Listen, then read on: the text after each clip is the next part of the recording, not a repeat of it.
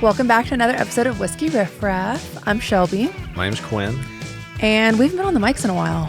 I know it's been too long. I'm hoping that there's no rust that we have to knock off. Yeah, we've been releasing episodes still at a normal pace, but there's a big gap in between. Yeah, we're gonna get back on track. Yeah, I and think. I'm excited for this interview with Jon Pardi. I know. Yes, I am a big fan of Jon Pardi. Mm-hmm. I was introduced to Jon Pardi by one of my former college golf teammates. His name's Gabe, and so he was freaking out that I'm getting to talk to Jon Pardi. So shout out Gabe if he's listening.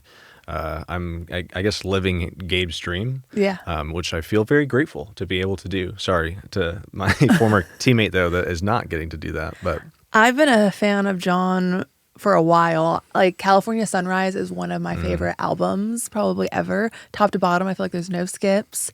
And he's from California, which I am as well. So we're going to have a lot to talk about there. and I've really liked what I've heard so far from Honky Tonk Hollywood, and I know that the full album will be released, I think, after this episode comes out. Yes, on Friday. So great timing, and I'm excited to listen to that one in full. Though the songs that I have heard so far that he's released as singles have been great. So a Yeah. little bit of a rock. We'll talk to him about that. I don't want to get too much into that yet, but Well, then let's talk about the top stories from the last couple weeks. I think Sure. number one is the storms that have been happening over the past, Yes. it's probably 7 days or yes. so. And if anybody's listening that was affected by those, we hope that everything's all right. We know that Kentucky and Tennessee got hit pretty hard. Arkansas as well. Arkansas, yeah. And we're sitting here in Nashville, and I feel like the main part of Nashville dodged some of the Yeah. bigger storms, but some surrounding areas did get affected. And one of those places was Santa's Pub, the beloved bar. That's, I guess you would say, it's not South Nashville, or Kind of. It's by the soccer stadium. by Geodis Park, yeah. And if you don't know what Santa's Pub is, it's iconic. Mm-hmm. Like artists love going after. I mean, I think Ed Sheeran went once after he headlined, was it Nissan? Yeah, And then he went to Santa's it's Pub. hilarious too, the juxtaposition of playing at Nissan and then going to Santa's Pub, which is a very small. Well, it looks small from the outside at least. but It's a literal double-wide trailer. yeah, So it is an interesting place. it's got all the charm you could want though. Yeah, and it's a karaoke bar, so it's a blast. I actually just went a couple weeks ago, so I was glad I got my fix for a little bit. I almost texted you because I drove by it did too. Sunday Yeah. or Saturday or something like that, and looked like it was better than the pictures that I had seen. But yeah, we covered that. Another big story that has just continued on for, it seems like, weeks is Morgan Wallen's SNL appearance. His appearance and his exit, His abrupt exit. Yeah, his exit was the thing that people really honed in on, and it's an interesting thing. We covered, I feel like, basically every angle of it. Every angle. I was even watching Saturday Night Live this past weekend and wrote one up because SNL joked about his exit a couple times in their first sketch and then the Weekend Update portion of the show. So they were kind of making some meta jokes about it.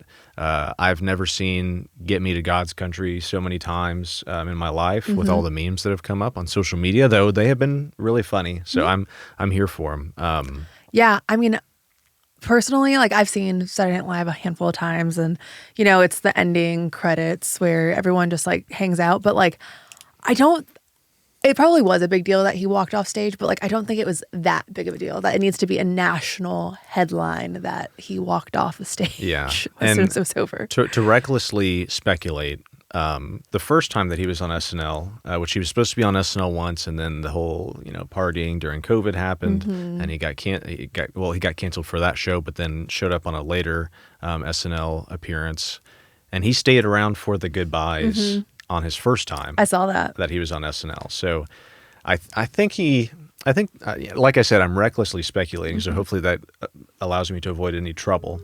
But I think he knew that he was probably supposed to, but there's also no obligation to stay. So Yeah. he just kind of got out of there, I think. I think Morgan Wallen and SNL just don't mix. Like it's never good Yeah. PR for him, no matter what.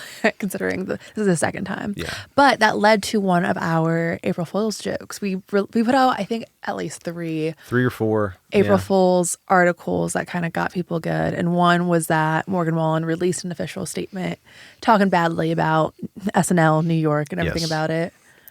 Yeah, the April Fool's stories are fun. And I think obviously, like some people would be like, "Oh wow, you got Whiskey Riff's doing April Fools, jokes," but that's what April Fools is all about. You put out some things that people should be kind of on edge, on that. Well, not on edge, but they should be Aware. on high alert Yeah. and aware that it's April Fools and anything can happen. And obviously, we put in big bold letters April Fools at some point during the story. So Yeah. I wrote one up about Zach Bryan retiring, which is like somewhat believable, but obviously he's got a lot of tour dates this year. So The best lies are partial truth. Hey, that's right. But a lot of people just read the headlines and sent them, don't click the article, and so you don't even know it's an April Fool's Yeah. joke. So I wonder how many people just If anything, ran it's- with it. Yeah, if anything, it's a PSA that we're doing. It's like make sure you read the story before you send the link. Yes. That's what we'll say. Now, are there any shows you've been to? Any new places? I've around just Nashville? been living vicariously through you and watching you go to all these cool concerts. I was very jealous. I don't want to spoil what you're about to say, but the 49 Winchester show at the Caverns looked awesome. Yes, I am good friends with 49 Winchester's manager, Mm-hmm. Norman, and it was his birthday it was yesterday, but we celebrated on Saturday. Oh, Got like perfect. a limo down there, and it was like after the storm, so it was still raining, and we had a limo, got there, you're in a cave the whole time. It was awesome, and 49 just killed it. I love Seems the like Caverns. such a great. I haven't been to the Caverns yet. Okay, you have to add that to your list. It's not too far away from Nashville, right? No, it's like it's an hour. That's but manageable, yeah. worth it. It's a really cool experience. And then this is like I'm in the double digits of seeing 49 Winchester at this point, so they never fail to be amazing. So that was fun. And then I also went to Zach Brown Band at the Pinnacle, which was also really good. I feel like when you think of like Zach Brown Band, you think of like outdoor summer amphitheater, but There's this a beach was ball. yeah. Yeah. This was indoors, but it was still really cool. Like the production of like their show, they played a little bit of everything, even like their weird outlandish stuff. And the crowd was awesome to watch. It was like he was fantastic. He's like a true artist. How did you feel about the Pinnacle this time? Because I know the first time you were a little iffy, but maybe they just had to get some shows under their belt. Yeah, this one was awesome. So no complaints. And then I went with my roommate who had VIP, so we had like a private perfect. section, and I mean, it doesn't get better than that for a show. Well, non-country, I'm seeing Jack White there in a couple weeks. That's fun. And I'm really excited about that. So, but there's plenty of concerts that I have on the calendar. Same. Wishful thinking. Okay. The budget just has to Align. align with those wishes. So we'll see. I'm hoping to get more into the concert scene this summer at least. Okay. Save up a little bit. I'll have to send you some other invites I've gotten in the inbox as well. Yeah, send them So over. I have a busy week this week. Well, if you can't make them to any of them, just let me know. Yeah. I can probably do it. Now, before we get into our interview with Mm-hmm. John Party, what song do you have on repeat right now? Well, funny enough, I've seen Alan Jackson in the news a couple times. I know we just had a story about him inviting some people over the barricades at his concert to dance and then getting in trouble for it. I don't think Alan Jackson meant anything wrong by that. He was just trying to have a good time, Yeah, right? yeah. But I was driving and Don't Rock the Jukebox came on the radio. And I just love that song. Great song. And Alan Jackson's one of my favorite, from that era, one of my favorite country artists. And you can't go wrong with Alan Jackson, and you definitely can't go wrong with Don't Rock the Jukebox. Agreed. Yeah. Great. That whole two-step in night of Alan Jackson looked awesome. Yeah. Him bringing out his wife to dance. All the videos just so sweet. were so awesome. Yeah. So I enjoyed that. The song I have on repeat right now is Anchor from 49 Winchester. It is off their new album. It's pretty sad, but the vocals that they did at the Caverns rocked so good. I got like one of the best videos I think I've ever taken of a concert of them singing that, and I put it on my TikTok, and it did some numbers. I'm making some money over there, so I told my boyfriend, he's now dating an influencer, because I There you made like go. $2 off of it. Wow. Hey. A full $2. It's $2 more than you had, though, before you Exactly. posted it. That matters. Exactly. Yeah. Whenever I see someone, or even if we have someone in, I feel like I start listening to their music organically more. And like I said, I've been listening to a lot of John Party's stuff. So we're super excited to talk to him. So I guess without further ado, here's our interview with John Party. John Party, welcome back to Whiskey Riff Raff. Hey. Excited to talk to you about some new music. Big week for you. You have your new album coming out on Friday. How you feeling? I'm excited. This album has been done for a while, so it's finally getting out. So I am a big fan of your California Sunrise album. It would probably go up there as like You know, one of my top 10 country albums of all time. It's like one of the first vinyls I ever bought was California Sunrise, being from California. And I just feel like there's no skips. And you're just one of the more mainstream artists who have kept a traditional honky tonk sound in your music. Was that always a goal for you? It was just always something that was a part of what I thought country music was and is. That's just how that is for me. Is what, you know, I think you think country music, you think George Strait, Merle Haggard, and Alan Jackson, and Dwight Yoakam. And then to me, and that list could go on and on, but like that's country music to me. So those influences just kind of always remained. Yeah, I mean, and I try to step out. I can't go too far. I mean, and I feel like country got a long step out, but I mean, it's influence. It's good music's good music, and I think that's what wins in country music, regardless of what it sounds like. But for me, I always try to have some root nearby of what I think country music is. Mm-hmm. Have you ever felt like you've had to like circumvent, you know, changing your sound? Like, have you ever felt pressure too? And have there been moments where you like stand strong and say, I'm not doing that?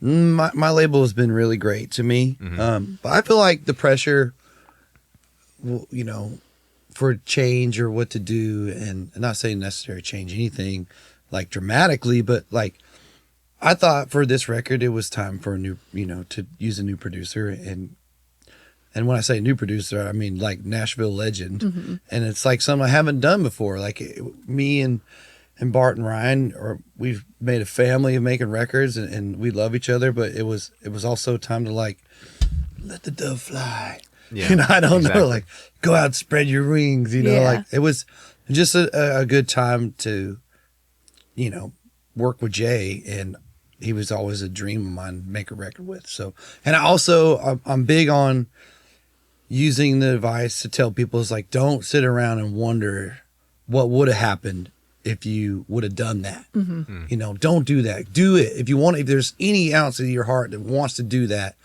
and it may be weird or it may be a change, like don't sit around and wonder if you would have done, you know, if you don't look back and say, I wish I would have done that. Yeah. And it's hard to do.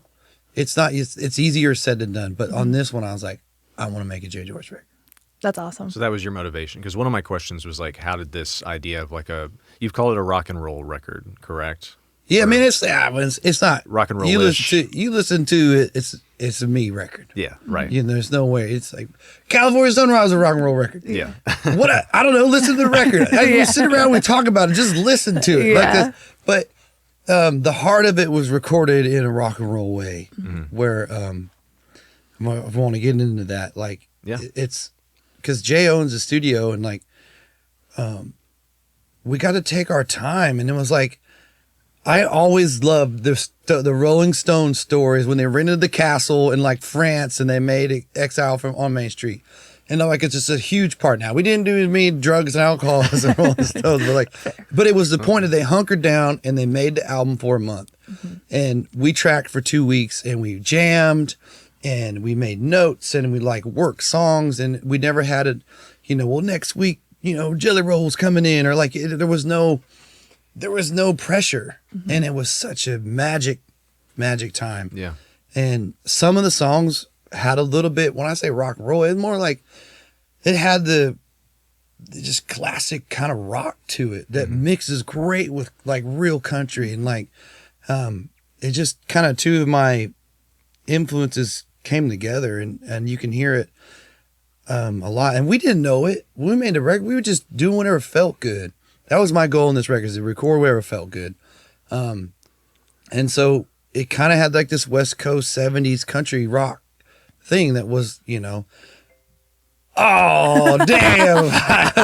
I usually always turn off my notifications. You're so fun. Damn it, Summer. That'll make for a good little clip. Yeah, no problem at all. But yeah, it kind of came together as in my head, it's like, it was a rock and roll way of, and of course Jay's like a rock guy, but like he got a cowboy hat.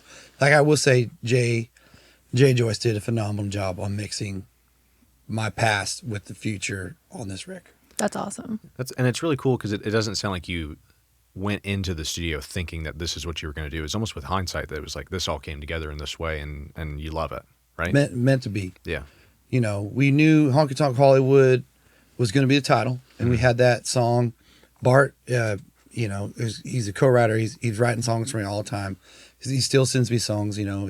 But he had Honky Tonk Hollywood, and we knew there was a special song. You know, I think they tailored it around summer. You know, Blue Jean Baby, California Crazy, fell in love with a singer in a band. I don't know, you know. Yeah. But it's awesome, and that had like a southern rock kind of country vibe to it. And that's when I say rock and roll, I mean, you know, like the classic stuff that I grew up, the Tom Petty's, the Rolling Stones, and just it's good stuff. Yeah.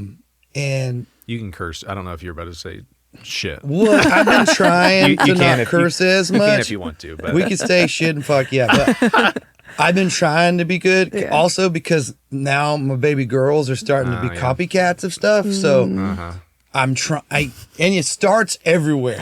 well, don't let me be a bad influence. I know, but Don't like, say it. I'm trying, you know. At the same time, nothing's cuter than hearing like a 1-year-old accidentally say shit. Oh, I know, it's awesome, but then you're Can't like, laugh, right? It's like, no, don't say that. so I try to clean it. You know, all starts in practice, right? All starts in practice. What'd you do in practice playing the game? Yes. So I'm just trying to. I've been good. I've been trying to be good. Good. But I love saying fuck. Fuck's my favorite. Fuck is definitely my favorite cuss word. It goes powerful. there's so many. It is powerful. So many things you could use with fuck. Versatile too. Versatile, Yep. yes, but not good in country music. Exactly. You can't. Fair. That's the one word that you just kind of. Unless you're Willie Walker Jr. Unless you're either.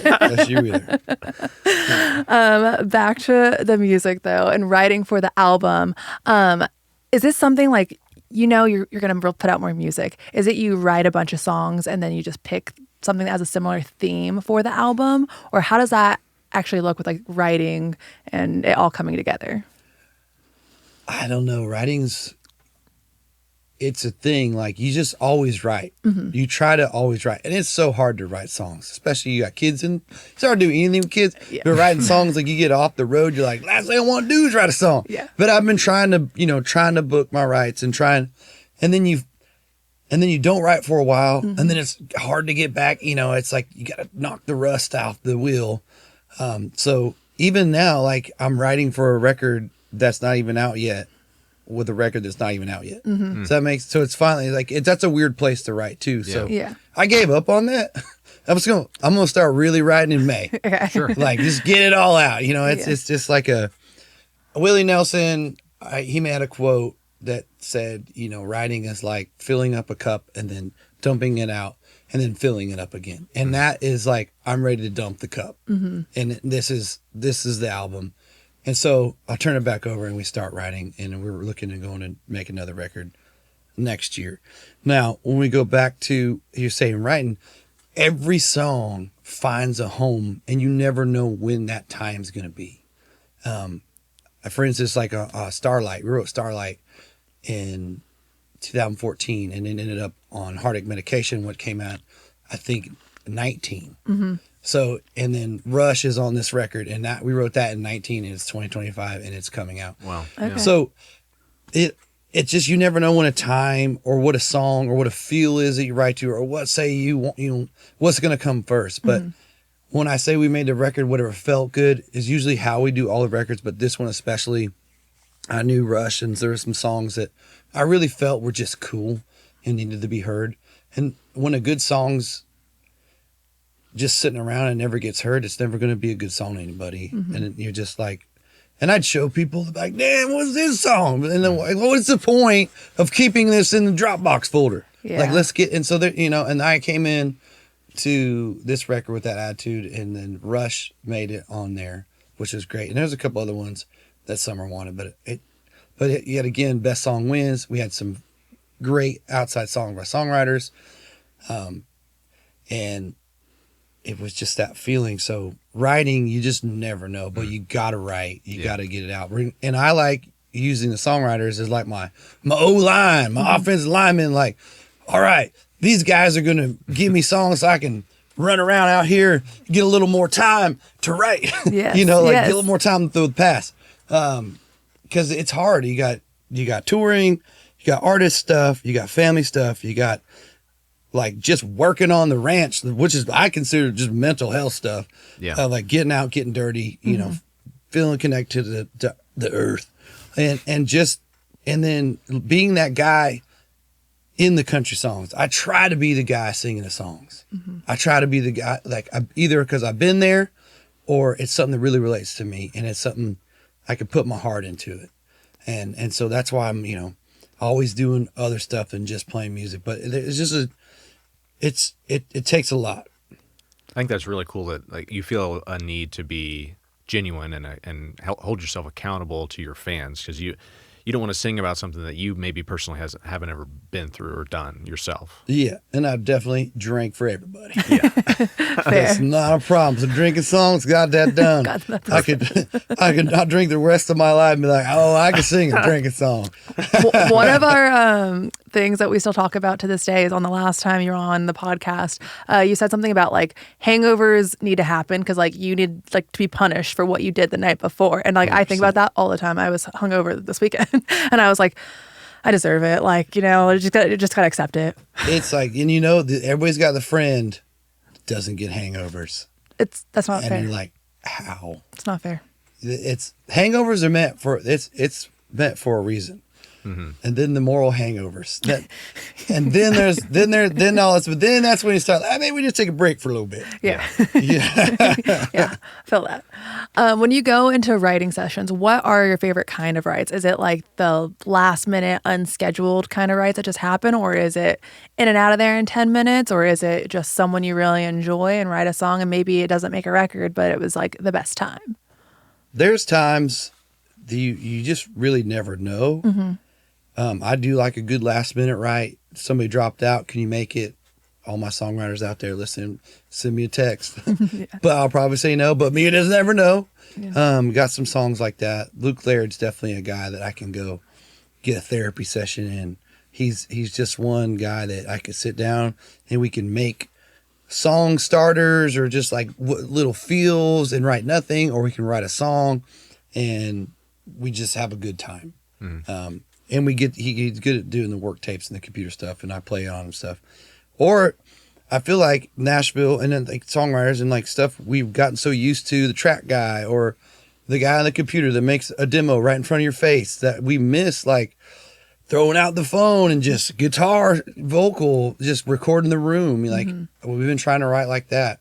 And that kind of goes back to, you never know what that day or that song's going to want. And I feel like as creators and just songwriters, we're here to figure out how to make it get recorded or appear from just an idea to a melody and lyric. And hopefully we want to listen to it again. Yeah. But my favorite write is just being prepared, which is never. Sometimes I have a title. Sometimes I got a melody. But most of the time, I'm like, I don't even know. We'll just figure it out when we get there. The number one thing for songwriting is getting a feel and what you'd like to have. That's a good start to even thinking about titles, thinking about melodies, or coming up with melodies. Or just telling your co-writers, well, I like to have something like this. Because it's guidance in a way. And I feel like artists, we guide what our music's supposed to be like. We're the artist that guides that artistry, if that makes sense. Am I getting all crazy? I've been doing a lot of podcasts. No, you're making sense. You're good. 100%. You're right on it. You're right on it right now. So, yeah. Well, a question I always like to ask is what's that song of yours that you're the most proud of? And sometimes I even add like the qualifier of like that maybe you'd feel like didn't get as much attention, but it doesn't have to be that, but just like that song that stands out to you. I'll give you 20 motherfucking songs that didn't get enough attention. Right, that's why I say I sometimes add that one, yeah. No, oh shoot. I mean, there's been a lot. She Ain't In It. I mean, that was... But just because you don't think that it's getting enough attention, and this is why we do fun and I can make people laugh and make jokes about it. But if you just put your head down and put to the grind and know that's a good song, it's going to be around. Yeah. It's like when I say the song Find a Home. She Ain't In It. It went platinum. Yeah. Like, it's a big deal. Like, and it didn't do well at radio, but it made it to 28 or whatever it did. And it was top 25. And it was a big deal. Like regardless, it got on the radio, Yeah. you know, and there's a song on Mr. Saturday Night called Day I Stopped Dancing. Beautiful song. Mm-hmm.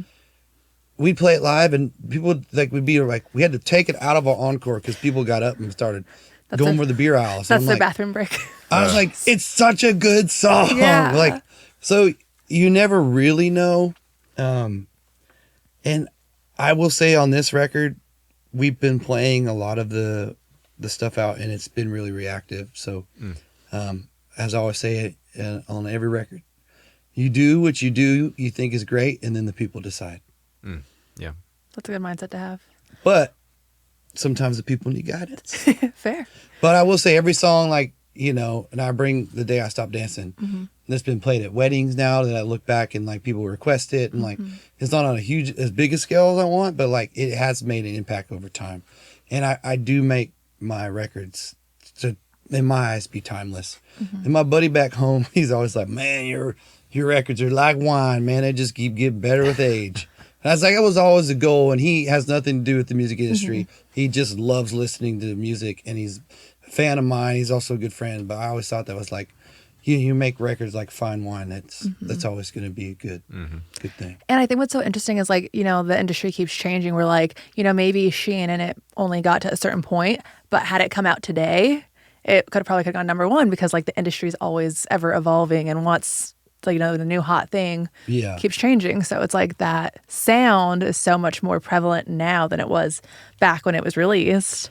But as I say, it's like maybe it needed to be released then and not be so big because some guy was listening out there and that spoke to him and that was the old school country sound and like Shein and it got me through a breakup back when it came out. And it was always a fight, you know, to get up there. So but it paved the way for, you know, a traditional sound that like I feel like is getting bigger and bigger and I don't know, I think country music is the biggest it's ever been.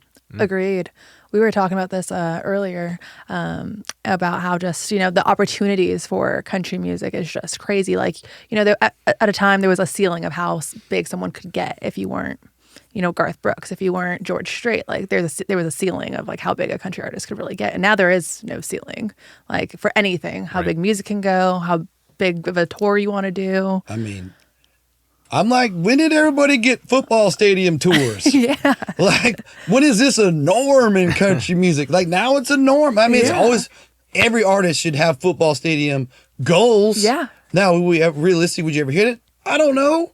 But damn, now it's like, oh, well, he's in the football stage level. He's on the football stage level. It's like, damn. That's why I always say this.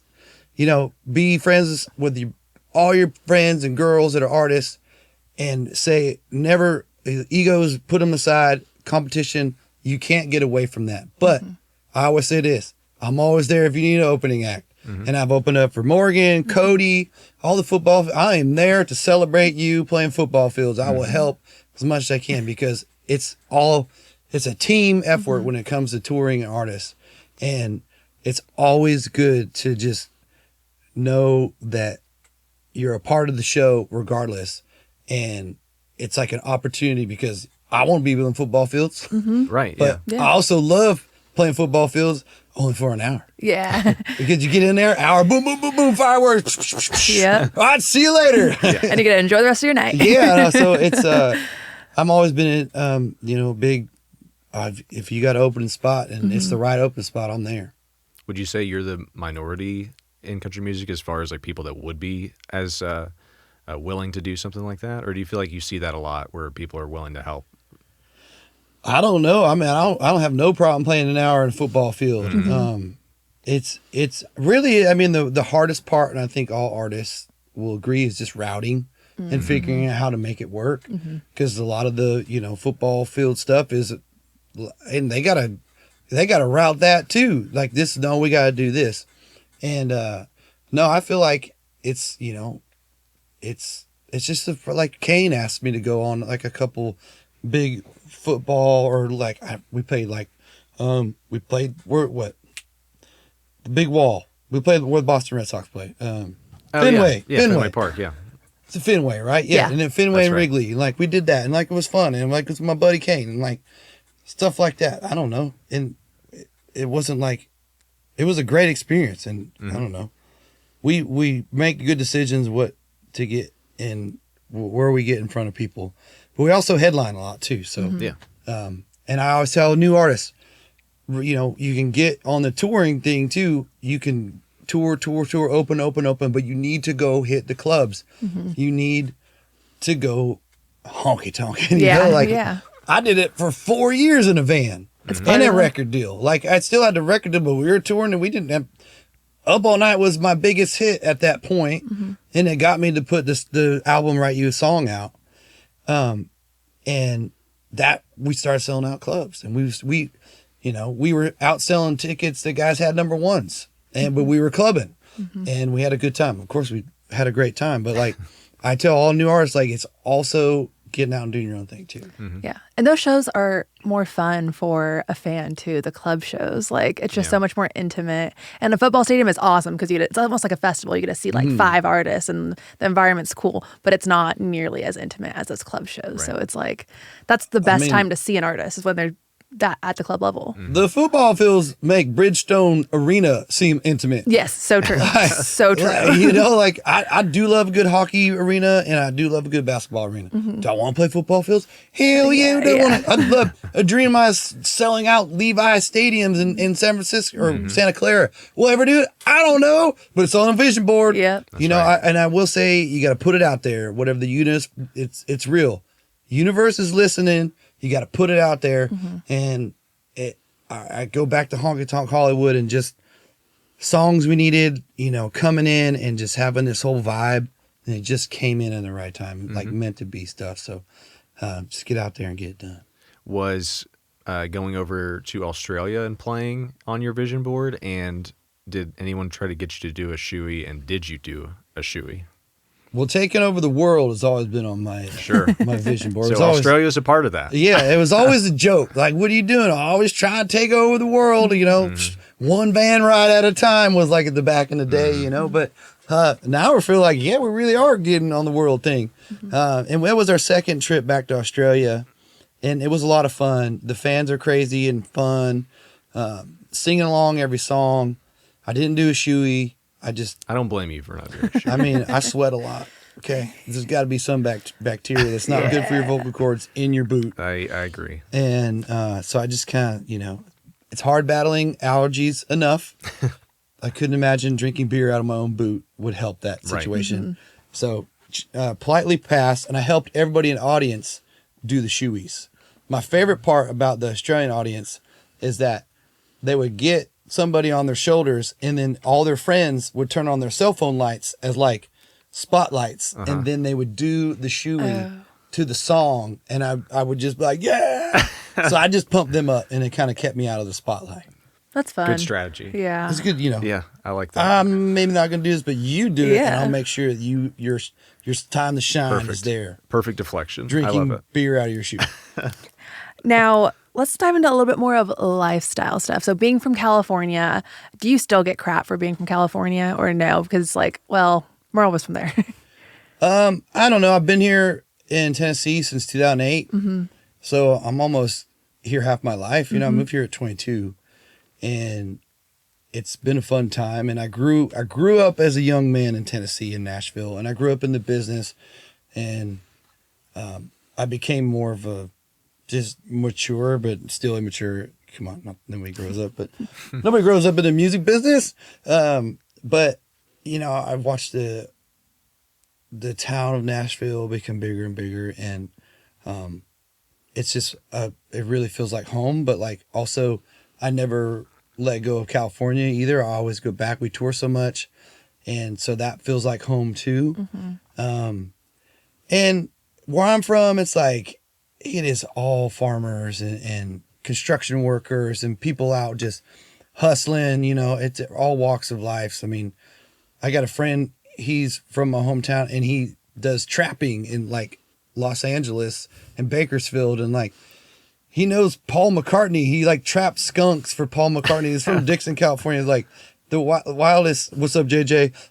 It's like he's always like, oh man, he sent me. It's like I guess I shouldn't have said that. I don't know. He tells me, he's like, he's just cool. He's like, I went to Paul's house to get a skunk or something. Yeah. Like, Super casual, yeah. super. I was like, yeah, like nobody ever gets any kind of photo of Paul, but like, it's just funny how like he's a hustler, hard worker, and we take that, and that's where I'm from, to where you can put it to whatever you're doing, but nobody knows that like this state I'm from is like huge agriculture. It's huge business. It's, it's vibes of movies and songs that you would sing about. And especially when I say the West Coast country of the 70s is like the Eagles and Fleetwood Mac, and then there was rock and roll, but like still today, that's straight up country, today's standard. And California is such an influence to all vibes of movies and pop music, and I mean so much that it's a great state. It just needs some maintenance. That's what I describe it. You could use a little bit of maintenance, a little bit of cleanup, but I don't let three cities get in the way of a beautiful state that, I always say this, that like where I'm from, you could drive 3 hours to Santa Cruz, you could drive 2.5 hours to go to the snow, 4 hours to go to the redwoods, and then the rest of it's all farms. You're just driving through farms, and it's from like, you go see Napa, and it's a lot where I kind of grew up around there, and then Winters and Dixon went to high school in Dixon, and it's like you go out there. I bring friends out there that work with me or from other areas, and they're blown away that like this is California. They think LA, they think, San Diego is a great city. I love San Diego.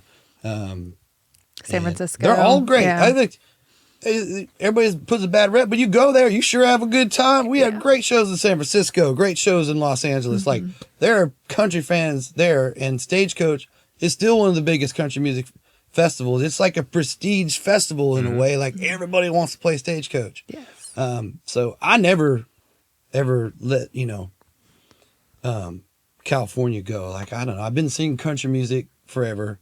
I got a little bit of twang when I talk. I don't give a fuck. Like that's just how it is. I don't walk out this door and be like, "Hey man, yeah, what's up, man?" No, it's just like I am who I am, and I love California. And like it's a great place. Is there a part of you that ever sees you going back, or do you feel like now Tennessee, you've been here long enough, like Tennessee? Oh, we go back all the time. We just stay at Summer's parents' house, or we stay at my mom's house. My mom's got a 10 acres. It's pretty flat, so we can bring the bus. And it helps us not buy anything there. Yeah.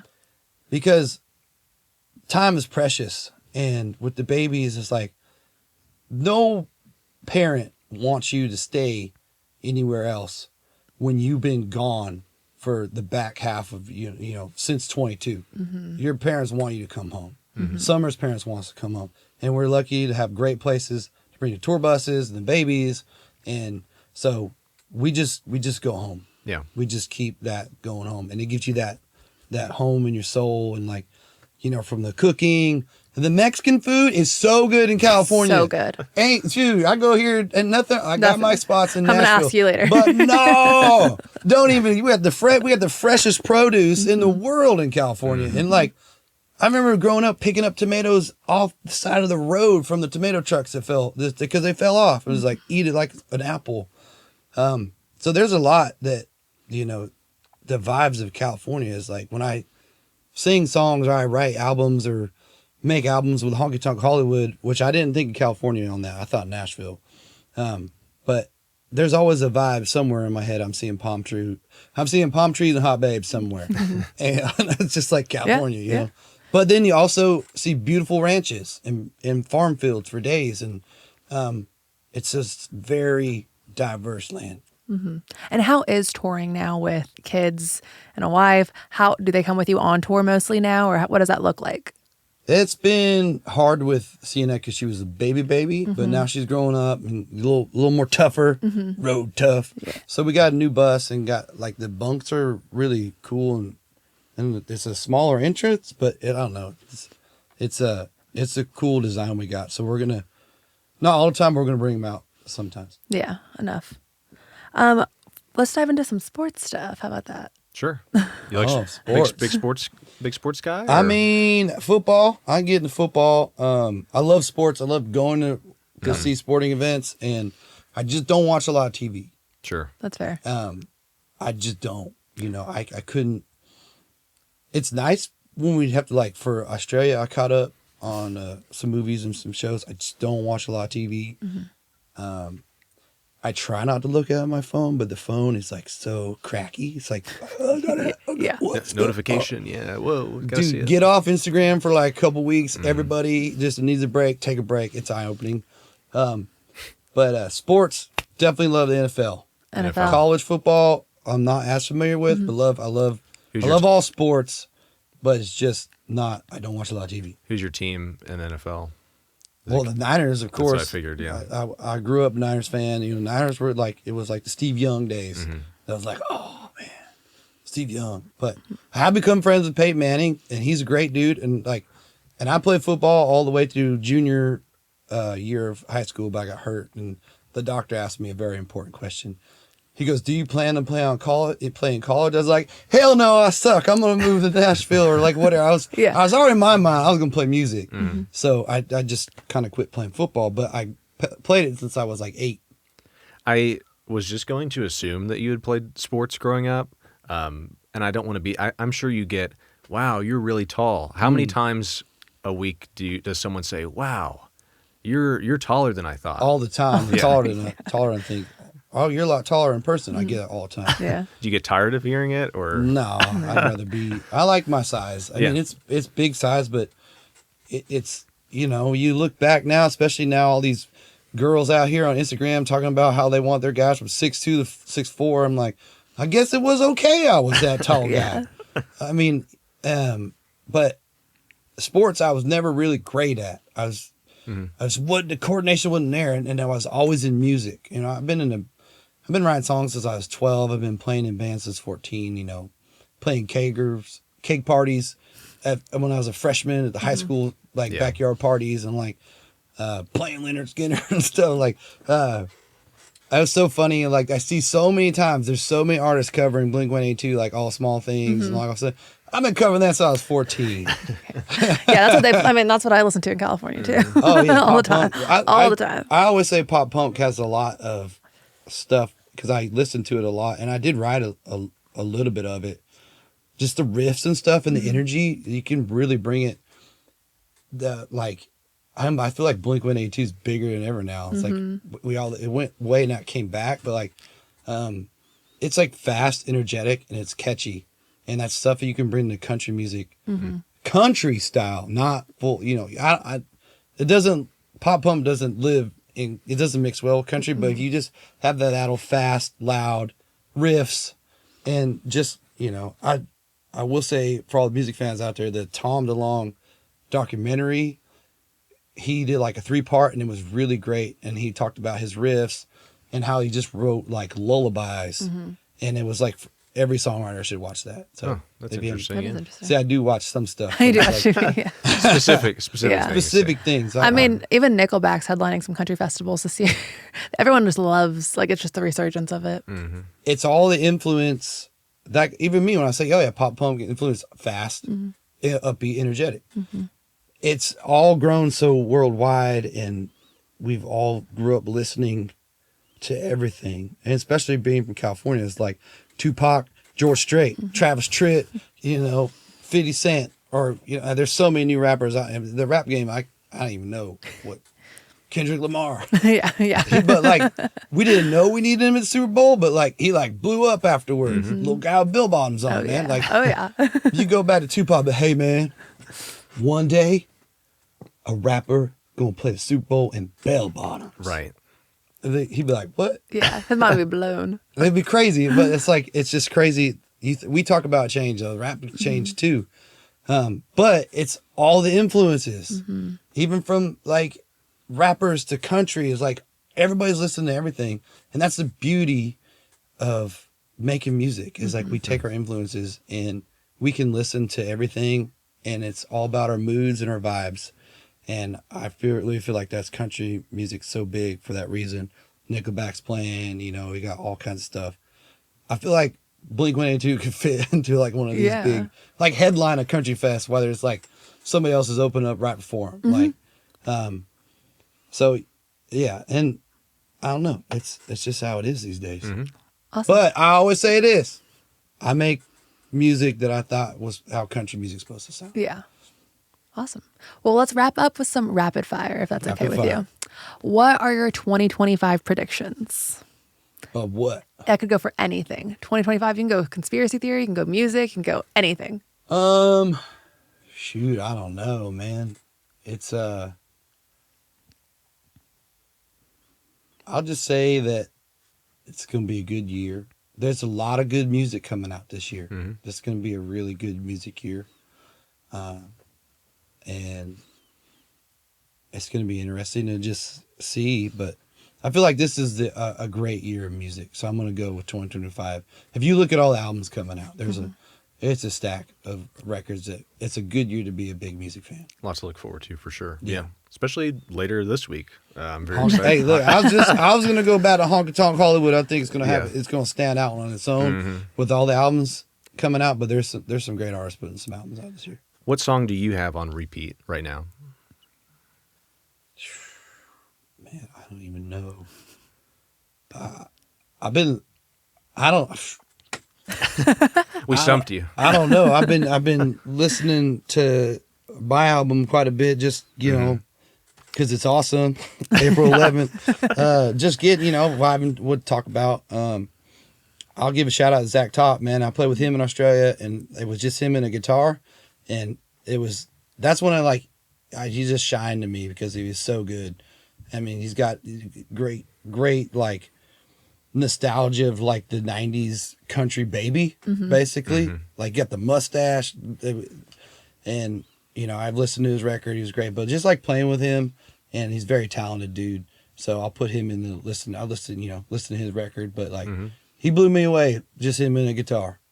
It was pretty badass. Awesome. Yeah, he's awesome We're big live. fans of him, yeah. Yeah. I feel like he's the guy that had the gift of, like, he's the 90s country guy. But to his defense, it's not just 90s. He I has think he's a been way. labeled as that. I know, but he Yeah. don't want to be labeled that way. Right, yeah. He's just a brand new, really good traditional country act. Let's put him that way. That's fair. Like that, yeah. Yeah. I compare him to when Randy Travis came out. Ooh. That's a big compliment. Yeah. Yeah, no, I mean, Yeah, and it's yeah. if I wasn't even alive yet, but I don't know. I think it was like 86. I was 1.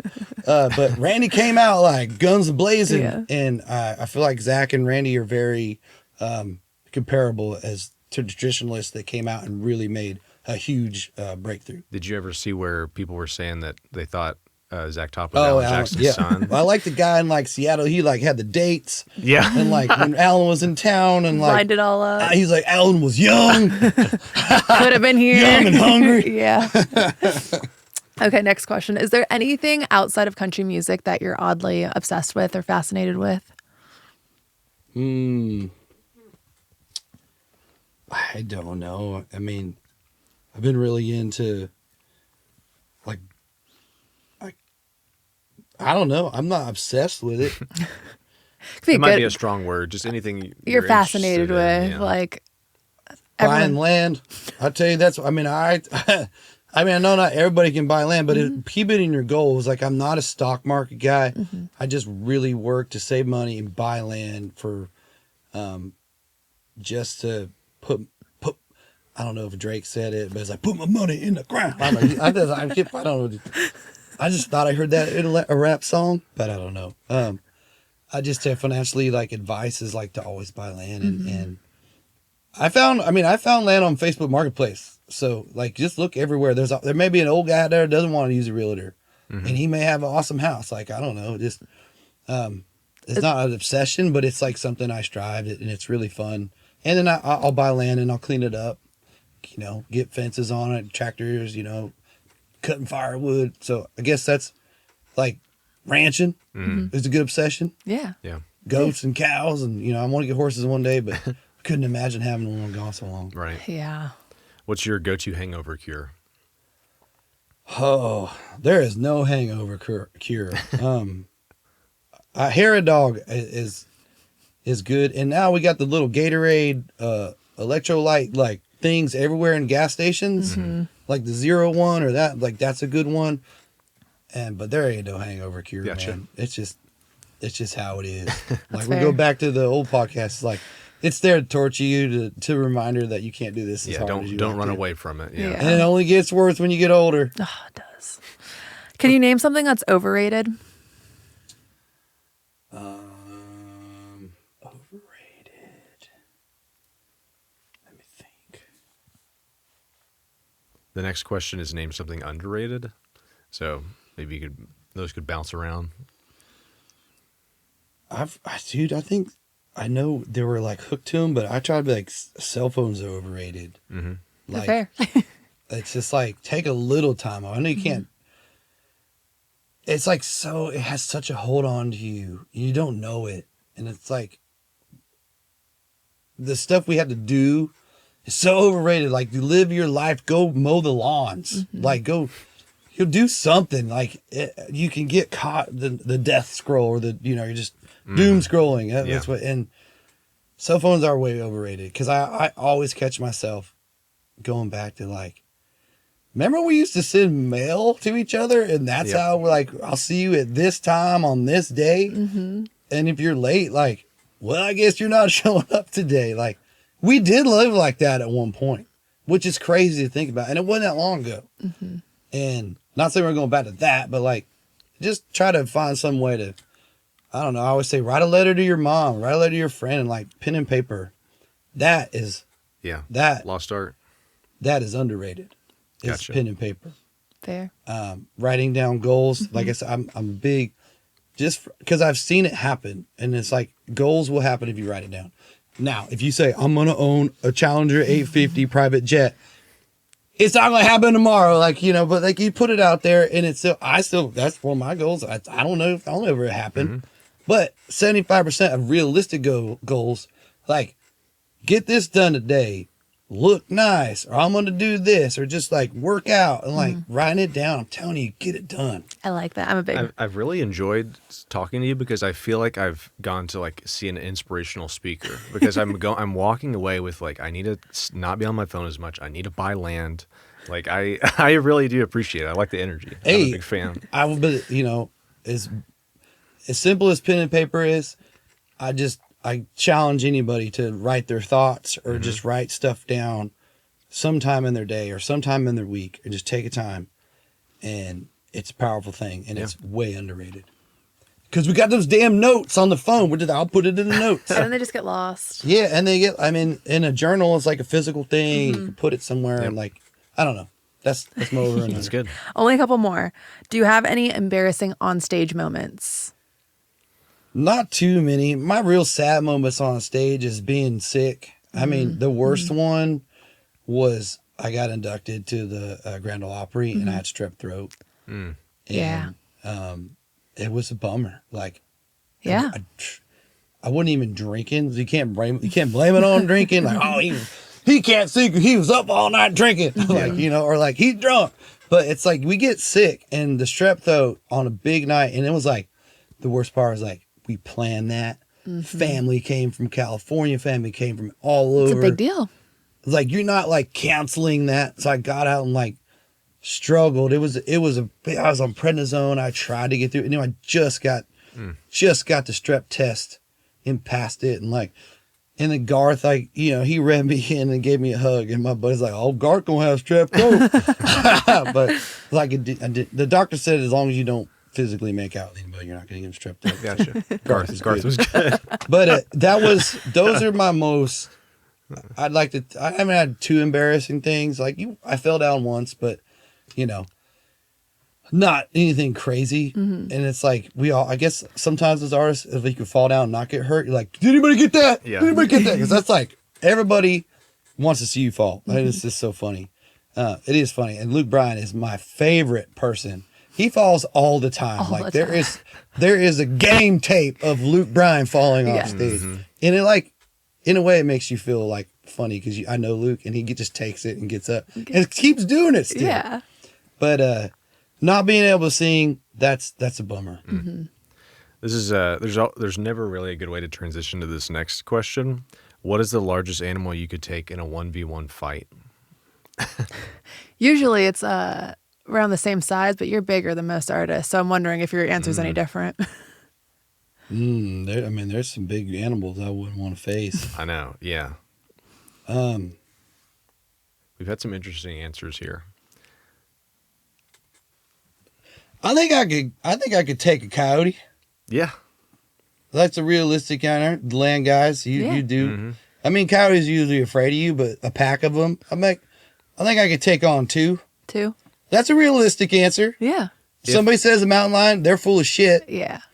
And a wolf, a pack of wolves, you ain't getting out. But coyote, I think we can get a chance, coyote. So if there were just 2 coyotes, not necessarily like you wouldn't. I think 3. 3? I can get 3. The number keeps going I up. know. I'll stop at 3. Well, if the pack was there, you'd probably scare off the rest of them after you take the 3 down. I think I could just, a little bit. Yeah.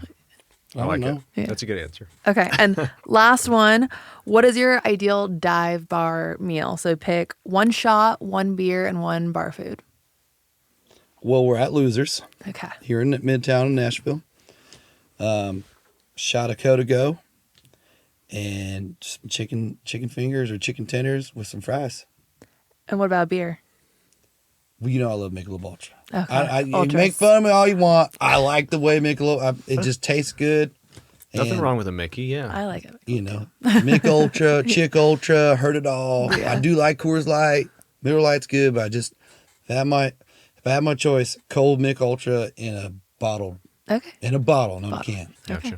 Awesome. Well, thank you so much for being here. We're really looking forward to the new album on Friday. So we'll be sure to give that a stream and put on the new Music Friday playlist. Put it on the New Music Friday. Check it out. Yes. So thank you. Thanks so Thank much. you.